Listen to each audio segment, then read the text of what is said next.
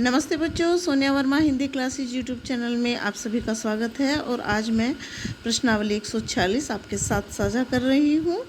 इस प्रश्नावली में हिंदी साहित्य के इतिहास ग्रंथों पर आधारित सबसे महत्वपूर्ण प्रश्नों को मैंने लिया है। आज की यह प्रश्नावली इतिहास ग्रंथों पर आधारित प्रश्नों की अंतिम प्रश्नावली है। मैंने लगभग 130 क्वेश्चंस इसमें संग्रहित किए थे, किंतु 80 क्वेश्चन ऐसे मैंने आपके लिए तैयार किए जो आपके लिए अत्यंत उपयोगी सिद्ध होंगे। तो चलिए वीडियो को आरंभ करते हैं। मैं उम्मीद करती हूँ कि इन 80 प्रश्नों में से ही लगभग 5 क्वेश्चन आपके हिंदी साहित्य के इतिहास ग्रंथों पर आधारित आने वाले प्रश्नों में आपको लग जाएंगे। दूसरी सूचना यह है कि एलटी ग्रेड भर्ती जो है वह खुल चुकी है और सभी सब्जेक्ट्स में बहुत अच्छी वैकेंसीज आई हैं। और परीक्षा का जो पैटर्न है वो आप समझ लें कि पहली प्री परीक्षा होगी जिसमें जनरल नॉलेज और अपने मेन सब्जेक्ट के क्वेश्चंस आएंगे, और यदि आप उसे पास कर लेते हैं तो दूसरी लिखित परीक्षा होगी।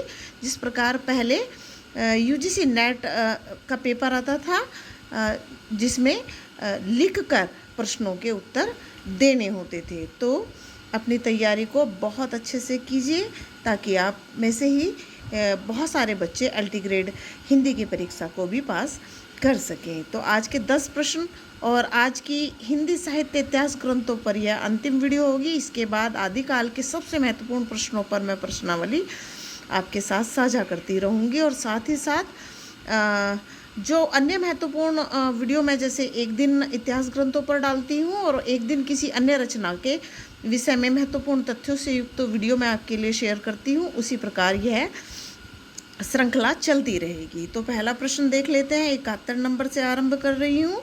हिंदी साहित्य के प्रथम काल को वीर काल नाम किसने दिया?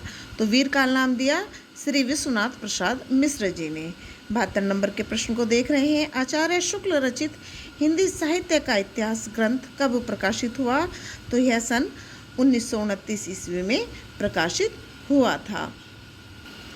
कोई ऐसा व्यक्ति जो विवाहित है महिला और उन्हें जानकारी न हो तो एलटी ग्रेड की जो फार्म भरा जाना है उसमें वह जो जाति प्रमाण पत्र पेश करेगा वह पिता की तरफ से होगा, यानी कि पिता के नाम से बना हुआ जाति प्रमाण पत्र आपको पेश करना है। इसमें पति के नाम से वह मान्य नहीं होगा। तो जिन लोगों का पिता के नाम से जाति प्रमाण पत्र नहीं बना है वह जल्दी से अपना जाति प्रमाण पत्र पिता के नाम से बनवा लें, अन्यथा आपका फार्म अपलोड नहीं होगा और आप भर्ती से बाहर हो जाएंगे। तो ध्यान से सारी की सारी कंडीशंस को आप पढ़ लें और तभी फार्म को भरें। लेकिन उससे भी पहले आप अपना एलटी ग्रेड में रजिस्ट्रेशन ज़रूर करा लें और आगे की प्रक्रिया जारी करें। 73 नंबर के प्रश्न को देखिए। हिंदी भाषा का उद्गम और विकास ग्रंथ के लेखक कौन है? तो इस ग्रंथ के लेखक डॉक्टर उदय नारायण तिवारी जी हैं। 74 नंबर का प्रश्न अत्यंत महत्वपूर्ण है और लगभग कई बार पूछा जा चुका है।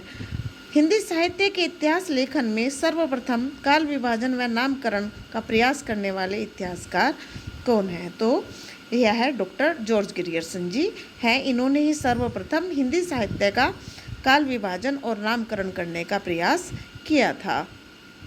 75 नंबर के प्रश्न को देख रहे हैं। आधुनिक काल को गद्य काल नाम किसने दिया? तो आधुनिक काल को गद्य काल आचार्य रामचंद्र शुक्ल ने नाम दिया है। 76 नंबर का जो प्रश्न है वह भी अत्यंत महत्वपूर्ण की श्रेणी में आता है, मैं अंडरलाइन कर देती हूँ। तो इन जिन प्रश्नों को अंडरलाइन करती हूँ उन्हें ज़रूर से आप देख लें। आचार्य शुक्ल ने शब्द सागर में लिखित किस शीर्षक लेख को परिवर्तित व परिमार्जित करके हिंदी साहित्य का इतिहास लिखा था? तो उन्होंने हिंदी साहित्य का विकास नामक जो है ये शीर्षक लेख लिखा था और उसी को इन्होंने परिवर्तित करके हिंदी साहित्य के इतिहास ग्रंथ में तब्दील कर दिया था या बदल दिया था। अगला प्रश्न 77 नंबर का एक परिभाषा के रूप में या कथन के रूप में है और महत्वपूर्ण है, कई बार पूछा जा चुका है। और कथन है, प्रत्येक देश का साहित्य वहाँ की जनता की चित्तवृत्ति का संचित प्रतिबिंब होता है। तब यह निश्चित है कि जनता की चित्तवृत्ति के परिवर्तन के साथ साथ साहित्य के स्वरूप में भी परिवर्तन होता चला जाता है। यह कथन किसका है? तो यह कथन आचार्य रामचंद्र शुक्ल जी का है। 78 नंबर के प्रश्न को देख रहे हैं। प्रश्न महत्वपूर्ण की सूची में है और प्रश्न है, हिंदी गद्य का उद्भव काल में संस्कृत निष्ठ हिंदी का पक्ष किसने लिया, यानी कि किसने माना कि जो हिंदी का स्वरूप है वह जो हिंदी साहित्य में इस्तेमाल होना चाहिए, प्रयोग होना चाहिए, वह संस्कृत निष्ठ होना चाहिए। तो राजा लक्ष्मण सिंह इसके अत्यधिक पक्षपाती थे, जबकि और लेखक खड़ी बोली को ज़्यादा महत्व दे रहे थे। किंतु राजा लक्ष्मण सिंह ने इसका विरोध किया और उन्होंने कहा कि हिंदी गद्य जो है वह संस्कृत निष्ठ हिंदी में लिखा जाना चाहिए। 79 नंबर का प्रश्न भी अत्यंत महत्वपूर्ण की सूची में है और यह है, आचार्य शुक्ल के अनुसार भक्ति काल की समय सीमा क्या है। तो आचार्य रामचंद्र शुक्ल ने संवत 1375 से संवत 1700 विक्रमी तक का जो समय है वह भक्ति काल के लिए नियुक्त किया है। 80 नंबर का प्रश्न और इस वीडियो का और इस संग्रह का अंतिम प्रश्न है, भाषा काव्य संग्रह किसका ग्रंथ है। तो यह ग्रंथ श्री महेश दत्त शुक्ल जी ने सन 1873 ईस्वी में लिखा था।